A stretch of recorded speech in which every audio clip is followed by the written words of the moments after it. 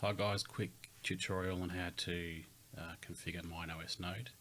Create a new custom server, Minecraft server in it, because the node software itself does have the ability to load profiles, but none of the mod packs from ATM are actually a part of the profiles yet.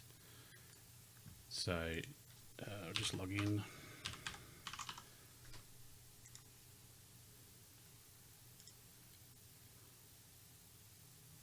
As you can see, there's no servers down here at this stage, and that's what we're going to do. We're going to create a new server so that we can move our custom server files into it. So create a new server. You need to pick a unique server name, and the problem with this Mineos node is that if you log in with an account that doesn't have access to all the other servers, because it does compartmentalize them all, you're not going to see anyone else's servers. So creating the server might fail if you call it the same name, because what it's trying to do is create a directory with that same name, and it fails, but it doesn't actually tell you that it's failed, which is a bit dumb. Same with port numbers. You won't know that the port number is failing until you actually start the server up, and then it will come up with cannot bind to port. But of course you can't see that unless you're following the console log.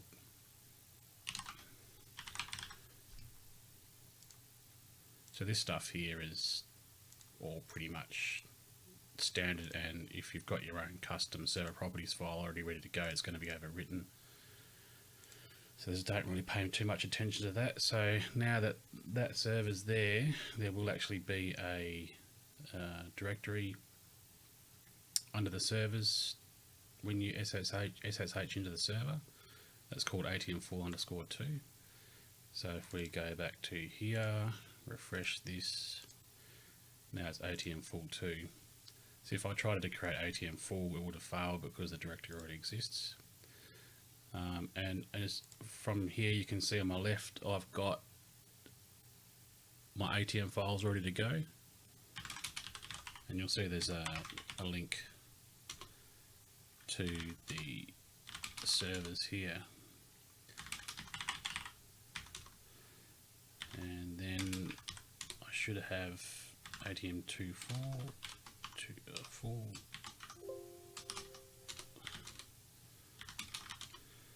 And this probably won't work. I need to copy my files across first. So then we copy our files straight into here.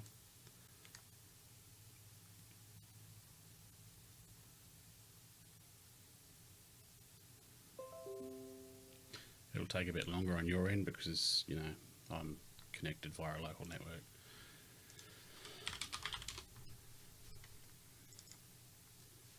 Okay, so I don't think this will work.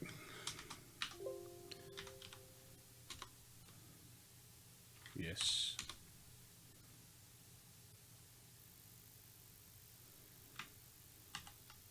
Okay, so we've run the server because that's what the script file does, and it's come up and stop because you need to accept the EULA. So there's a couple of ways we can do that. We can simply nano the file here.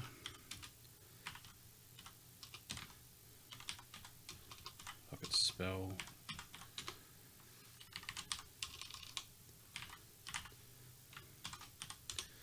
We don't want to run it again through here because it's not the point of the exercise. The point of the exercise.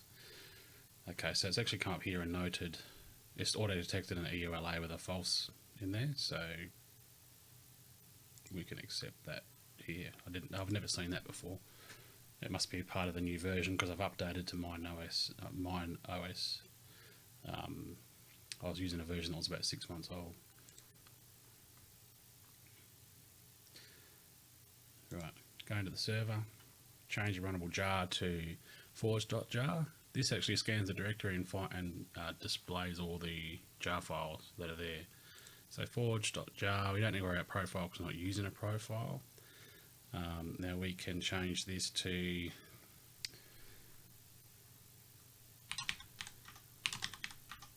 whatever we want, I guess.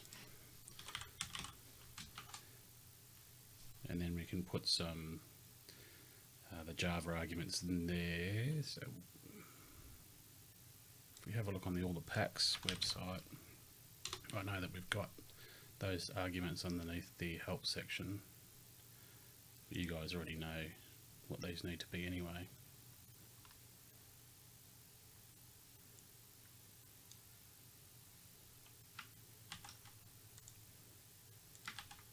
Now there isn't any other options here. I mean, start server on boot will start the server if the server reboots, which it shouldn't do unless I manually reboot it. Don't worry about using the committing world to disk, because the FTP utilities handles that, or your other backup mods handle that if you have one. Restore points and archives not really used. I use them just if I have to make a big update. But generally speaking, you just back up your file in your backup directory in here. Server and disk usage, that can be users or MC. Just leave it as MC, that'll be fine. If you want to delete the server, you just tick all these boxes and click delete. So that should be ready to start now. So we click on start. This might pop up again, but you're just changing this to this and then starting.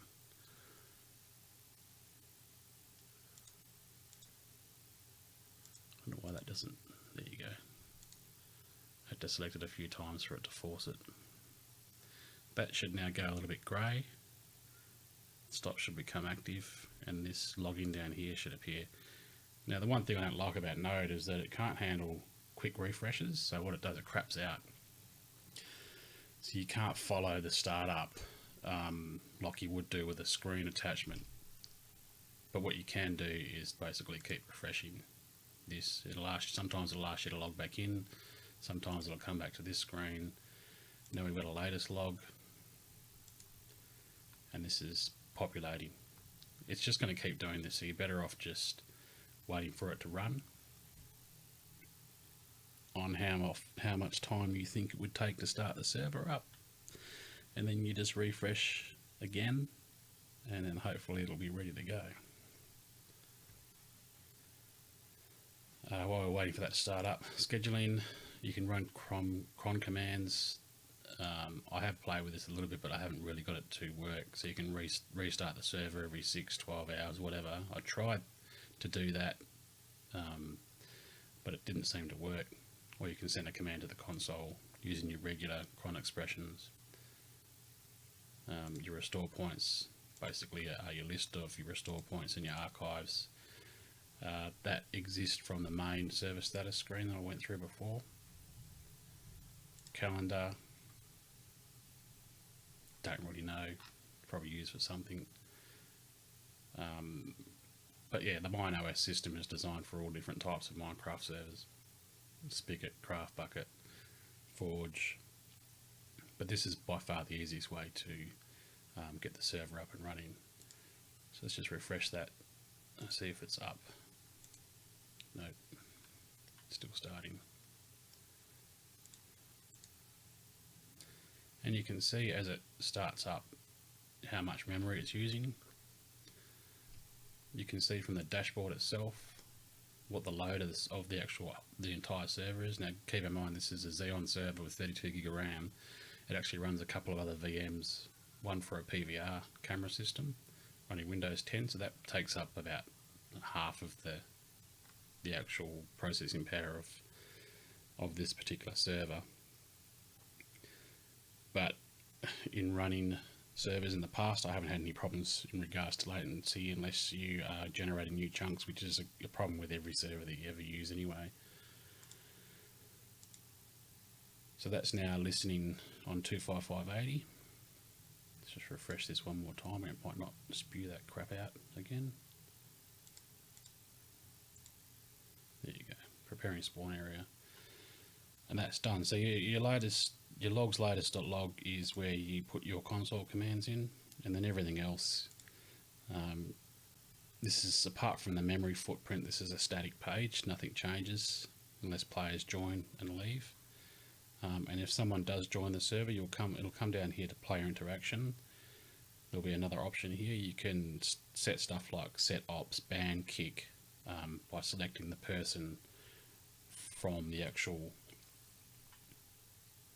list that appears. So if you've got multiple people on there, you don't need to use the console to ban or kick or something like that. You can actually do it from this area.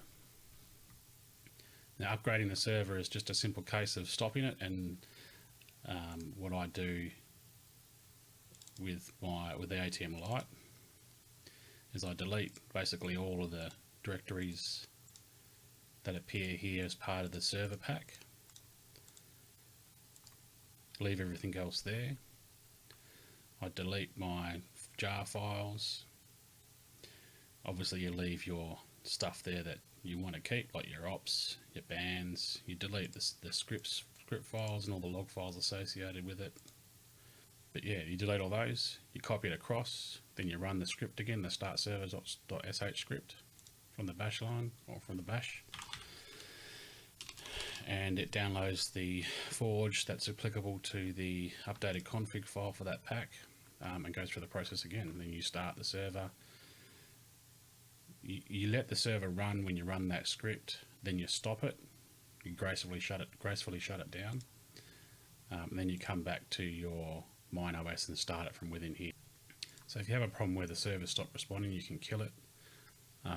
You can stop. If you do stop and back up, what happens there is that it takes a copy of the directory and puts it here, a world directory. That's where it will back it up to, if you do that stop and back up option. Otherwise, your root directories of the Minecraft have got archive backup, import profiles. If you have any other questions, just send me a direct message and we'll sort it out.